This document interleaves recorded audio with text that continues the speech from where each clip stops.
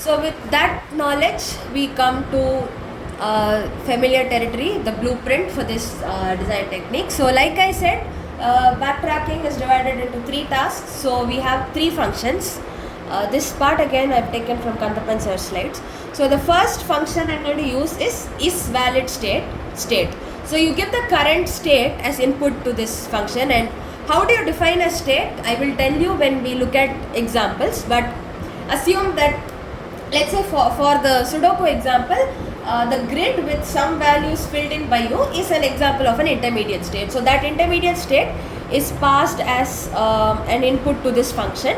This function, you will define it in such a way that it knows what are the constraints you have. So it will check the input state you have given against those constraints. If all constraints are satisfied, it will return true. If any of them are violated, it will return a false. So it is only going to tell you, is this state valid or is it not?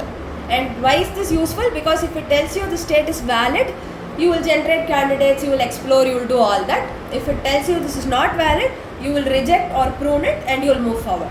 So that's the purpose of the first condition or function.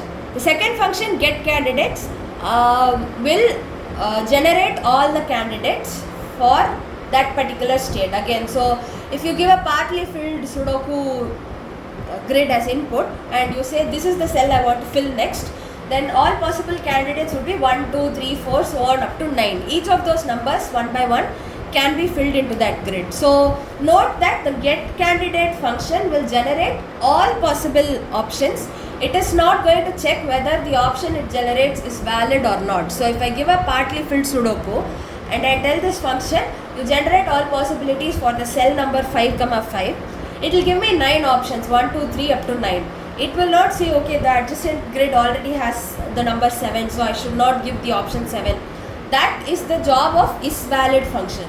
So get candidates is straightforward. Whatever is the domain for that particular variable, it will return all the elements from that domain. And this is where your yield function comes into play. So when you are coding this in Python, when you are coding a backtracking algorithm, which is something we'll be doing in tomorrow's class, we're going to look at the code for something called an n-queens problem.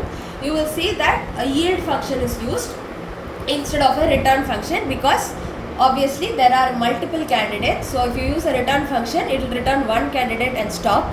Because you want to return multiple options, you use the yield function. So anyways, the purpose of the get candidates is to return or to generate all possible candidates. And then we come to the main function, which is def backtrack. So when you reach the end, when you reach the answer state, if it is a valid answer state, it will append it to the list of solutions. SOL here is the list of all possible solutions. So when you reach the final, so when your Sudoku is fully filled or when all 3 digits of your passcode have been deciphered, if it is valid, if all constraints are satisfied, that particular passcode or that particular Sudoku will be appended to this list and you will return. Otherwise, for the intermediate states, again it will check if the current state is valid. If yes, it will get all possible candidates. So we're going to look at an example using the same passcode question, so don't worry if this doesn't make complete sense already. So if you are in an intermediate state, it will again check whether that intermediate state is valid.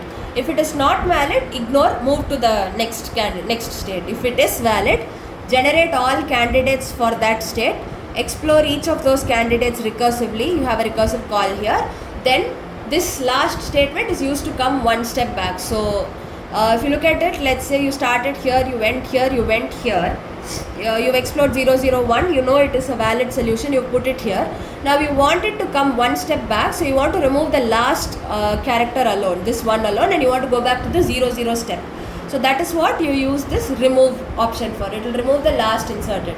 So basically what your backtracking blueprint consists of is 3 functions.